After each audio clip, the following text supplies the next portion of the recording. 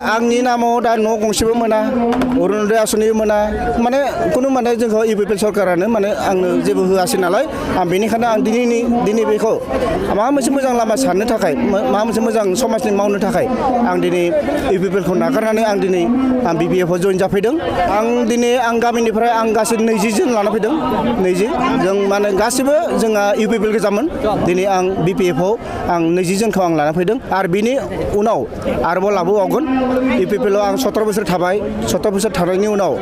दिनै आं ओरैबायदि माने समाव मोनबाय जे जोंखौ माबा मोनसे होगोन होननानै दिनैसिम बुंबाय थादोंमोन नाथाय दिनैसिमबो मोनासै। नाथाय दा आंनि नामाव दा न' गंसेबो मोना अरुणोदय आसनिबो मोना माने खुनु माने जोंखौ इउपिपिएल सरकारानो माने आंनो जेबो होआसै नालाय आं बेनिखायनो आं दिनै बेखौ